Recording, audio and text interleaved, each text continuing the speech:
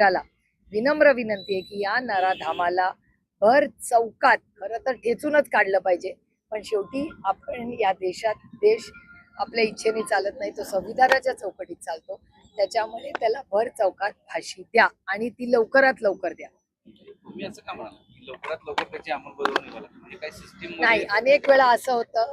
मगाशी एका चॅनलनी मला विचारलं की जर दया माया करा अशी त्यांनी मांग केली तर काय, असं चालणार नाही. अशा गोष्टीत ना दया न माया, ही क्रूर हत्या आहे. या नराधामाला चौकातच फाशी द्यावी अशी आमची मागणी आहे. पण याच्यात तुम्ही म्हणालात की राजकारण नको आहे, नेमकं राजकारण होतंय असं वाटतं तुम्हाला? नाही, या बाबतीत मी सगळ्याच पक्षांबद्दल मी त्याची लोकप्रतिनिधी म्हणून सांगते की ह्या बाबतीत कोणीही, म्हणजे ही महाराष्ट्राची संस्कृती आहे, या बाबतीत यामध्ये कोणीही राजकारण आणलं नाही, कोणीही राजकारण केलं नाही. आम्ही जेव्हा माननीय मुख्यमंत्र्यांना भेटायला गेलो, संग्रामदादा थोपटे आणि मी, आज संग्रामदादा भारतीय जनता पक्षात आहेत.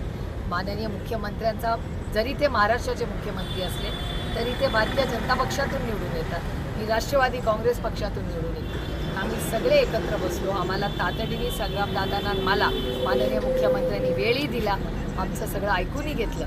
त्याच्यामुळे याच्यात कुठलंही राजकारण न आणता माननीय मुख्यमंत्री, माननीय पोलीस यंत्रणा सगळी पुणे ग्रामीणची आणि माननीय कोर्टाचे जाहीर आभार मानतो. हा खटला विक्रमी कमी वेळेमध्ये निकाली आलेला आहे.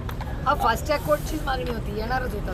फास्ट ट्रॅक कोर्टची गरजच होती ना, पहिल्या दिवसापासून मागणी होती. पण अशा महाराष्ट्रात अनेक घटना सातत्यानं घडत आहेत, त्या संदर्भातलं मात्र या वेगानं या गोष्टी वेगाने दे बघा, जर इच्छा असेल तर गोष्टी होऊ शकतात. यावेळी सगळ्यांचीच भावना होती आणि त्याचा म्हणजे कोर्टानेही पण त्याबद्दल अतिशय संवेदनशीलपणा कोर्टाने दाखवला, त्याबद्दल मी कोर्टाचेही मनपूर्वक आभार मानते. आणि असाच फास्ट ट्रॅक कोर्ट करू.